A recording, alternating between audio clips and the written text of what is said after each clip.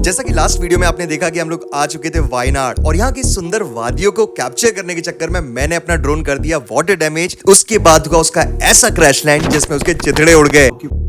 आज की वीडियो में हम आपको दिखाएंगे हमारे वहां से वापसी की दास्तां और जानेंगे कि भला हमारा ड्रोन रिपेयर भी हो पाएगा कि नहीं। Look, I'm a rock star in real life. We was doing Grand Theft Autos, hitting lakes, home invasions. It was a good night. भले ही मेरी दिन की शुरुआत कैसी भी हुई हो, लेकिन वायनाड में आज के दिन की वाइब भी डिफरेंट थी। चारों तरफ मौसम इतना खुशनुमा था और इस खुशनुमा मौसम के सबसे ज्यादा जो मजे ले रहे थे, या मैं कहूँ जो मेरी इस कंडीशन के मजे ले रहे थे, वो थे हमारे ये दो प्राणी।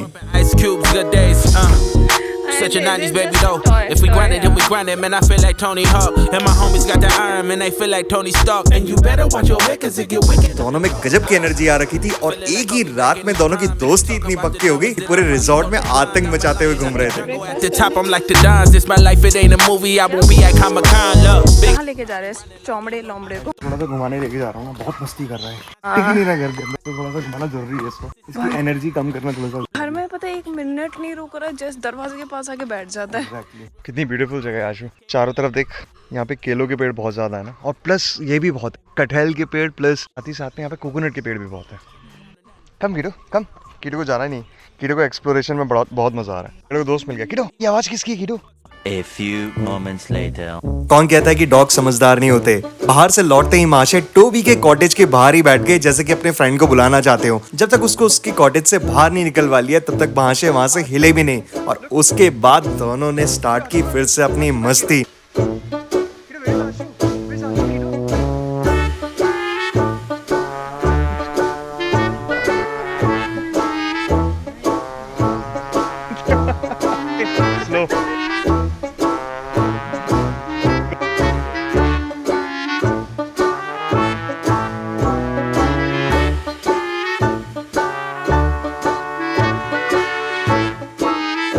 क्या हुआ? मैं फेंकूं? वो नहीं खेल रहा था, मैं खेलूं अब। ड्रॉप। सुबह से चालू मस्ती के बाद फाइनली में दोनों की बैटरी डेड हुई, दोनों जाके शांत बैठ गए। हमने डिसाइड किया कि अब यहाँ से देखने जाएंगे वायनाड के फेमस टी स्टेट्स को, यानी कि यहाँ के फेमस टी गार्डन्स को।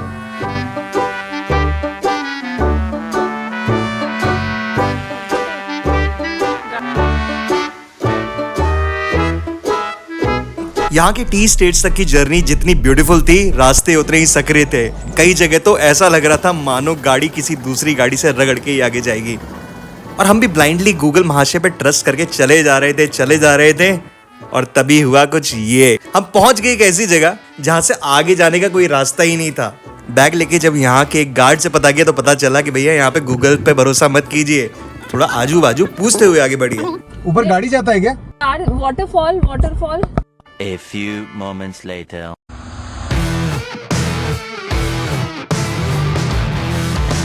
देख रहे हो आप सामने?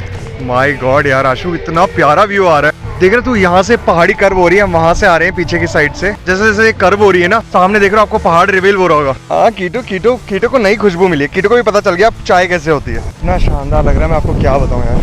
मोटे ओ भाई, इतना शानदार व्यू नहीं सोचा था हमने। ना तो सामने की तरफ देख। हाँ, ये है ट्रैवलिंग माउंट्स फैमिली। अब आप बोलोगे फैमिली कहाँ है, यहाँ तो सिर्फ मैं ही दिख रहा हूँ। नहीं, मैं आपको बाकी लोग भी।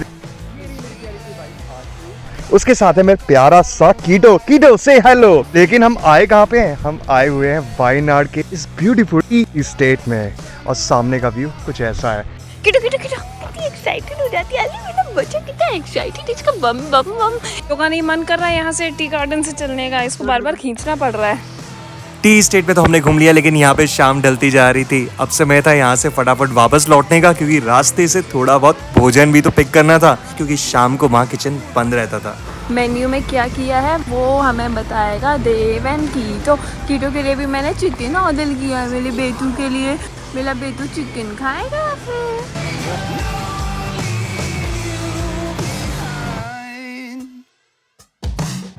फाइनली 3 दिन की स्टे के बाद आज वो टाइम आ चुका है जब हमें वापस जाना है बैंगलोर की ओर। आशु तो अभी अंदर मस्त सो रही है, मैं कीटो को लेके आया हूँ। अब बस बारी है यहाँ से फटाफट जाने की वापस। A few moments later. Day 3 जहाँ हम निकलने वाले हैं, और ये ट्रैवलिंग माउंट पहले पड़े इडली एंड पोड़ू। पोड़ी बोलते हैं शायद, मैं पूछूंगा, मैं भी क्लियर करूंगा, लेकिन बहुत टेस्टी है, बहुत ज़्यादा यमी है।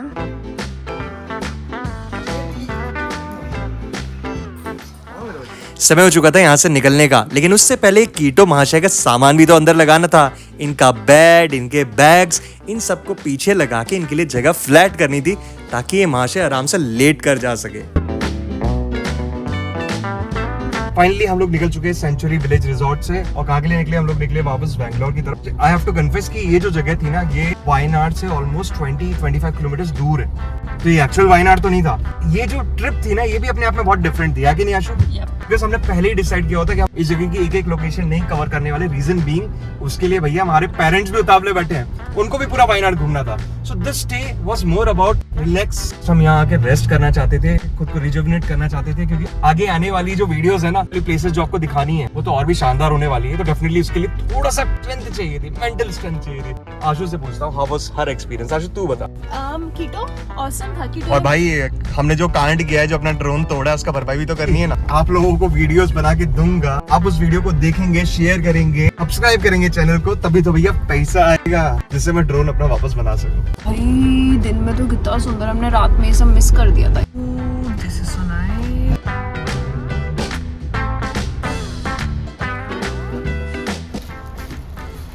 How much? ये जो है ये इतना टेस्टी है, चिलीज से कुछ बना हुआ है। दिस इज सो नाइस, जैसे पिकल ही होता वैसे। पे सिर्फ 20 रुपीस लिए है। इसको खाते ही इंस्टेंटली मेरे पेट में बहुत अच्छा फील रिलैक्स हो रहा है, बहुत रिलैक्स, डाइजेशन के लिए अच्छा होता है। अच्छा, ये हम लोग जा रहे हैं नागरा होल टाइगर रिजर्व।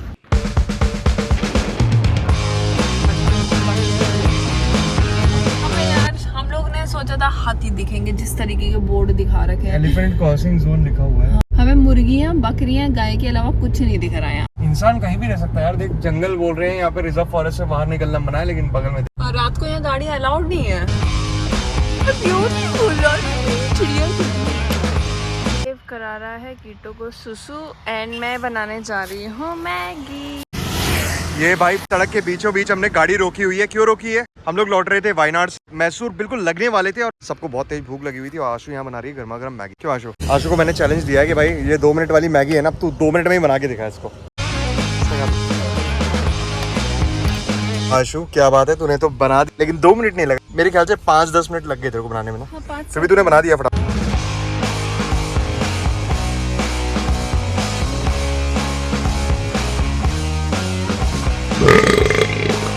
हम यहाँ खुशी मना रहे थे कि अगले 2 घंटे में घर पहुंच जाएंगे, लेकिन रास्ते में हो रहे एक पॉलिटिकल इवेंट ने पूरी कंडीशन ही चेंज कर दी। हर जगह जाम देखने को मिल रहा था, और थकी हालत में देर रात गाड़ी चलाकर जैसे तैसे हम लोग घर पहुंचे।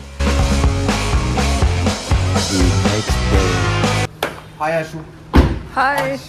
तो अभी हम अपनी एक रीसेंट ट्रिप पे गए थे, और ट्रिप पे गए थे वायनाड, और वायनाड में कांड करके लौटे। उसी की भरपाई करने के लिए अभी कहीं जा रहे हैं। फायदा भी आप लोगों ने थंबनेल पे तो देख ही लिया होगा, बेचारे इस ड्रोन के चिचड़े उड़ चुके हैं। इसकी एग्जैक्ट फुटेज अगर मुझे मिलती है तो वो भी मैं इसमें साथ पे लगाऊंगा। तो जो गिम्बल है वो निकल के अलग हो चुका है। ये इतना बुरा हाल मैंने किसी ड्रोन का नहीं देखा है लाइफ। और मैं सबसे ज्यादा प्यार करता हूँ। इतनी स्पीड में गिरा था ना। अभी तो बेचारे जिसने मुझे गिफ्ट किया था, उस बंदे को पता भी नहीं कि इसकी कंडीशन क्या हो रही है। बाय द वे, मुझे मेरी जो एक कैमरामैन है ना, मेरे इन कैमरामैन के भाई, हाँ मेरी वाइफ का जो भाई है, मतलब मेरे साले से गिफ्ट किया था। तो पिंटू अगर तू देख रहा है भाई, ये देख ले तेरे गिफ्ट का क्या कांड किया मैंने। ये छोटा मोटा गिफ्ट नहीं है, this gift worth almost 1.6 lakh. ये देख, अलग ही लेवल का गिरा था। मेरे तो हवाइयाँ उड़ गई थी, मैं भी बगल में ही खड़ी हुई थी। अच्छी बात तो ये है कि मेरे पास एक बैकअप ड्रोन भी है, जिसकी वजह से मैं अपनी वो पूरी ट्रिप कैप्चर कर पाया।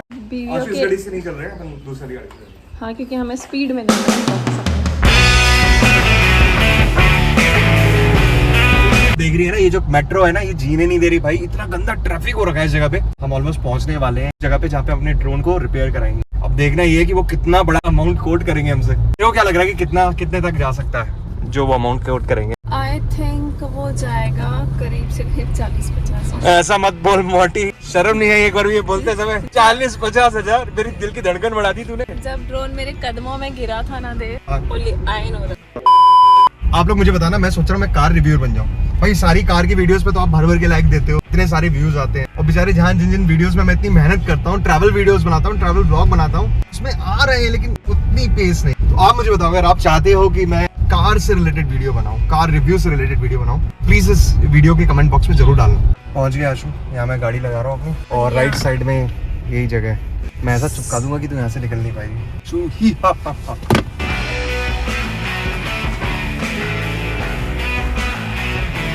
बॉडीज पड़ी हुई है ऐसे। इसे देख के एक चीज पता चल रही है कि मैं अकेला नहीं इस दफा, मेरे जैसे बहुत लोग हैं यहाँ पे। लेकिन तुम्हारे जैसे मैं इस जगह को एक नॉर्मल ड्रोन रिपेयर शॉप समझ रहा था, लेकिन ये तो ड्रोन्स का कब्रिस्तान निकली। जहां नजर जाए वहां पर सिर्फ ड्रोन की डेड बॉडीज नजर आ रही थी। अब तो इंतजार था हमारे ड्रोन के डॉक्टर, I mean हमारे ड्रोन टेक्नीशियन का। फर्स्ट टाइम इतने सारे ड्रोन एक साथ देख रहा हूँ, सारे रिपेयर के लिए आए हुए। इतने सारे लोग ड्रोन ऑन नहीं करते, ये मैं पहली बार देख रहा हूँ। मैं भी यहाँ इस चीज़ के मैं भी शौक देखिए दिखाता हूँ मेरे को, देख। Starting from the smallest one जो आपको वहाँ सामने दिख रहा होगा, this one is mini one and ये उसका कंट्रोल है। Then we have the latest one from the mini side which is mini 3, मेरा सामने वो मेरे वाले ड्रोन की बैटरी है।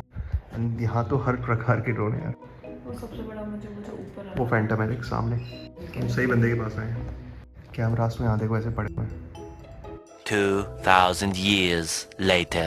आशु वेट करते हुए, आशु को ऑलमोस्ट हाफ एन आवर से ऊपर हो चुका है अभी। आशु को वेट करते हुए अभी तक कोई आया नहीं। निकल चुके होते और पहुँचने वाले होते घर में। क्या करूँ आशु, क्या करूँ, सब इसकी वजह से।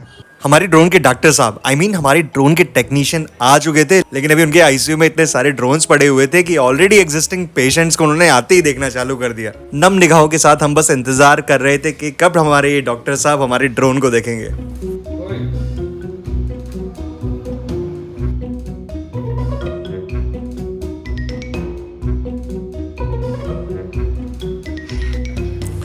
इसका गिम्बल और कैमरा चला गया है और सेंसर में भी कुछ डैमेज है, और इसके अंदर का ये बोर्ड भी शायद रिप्लेस करना होगा।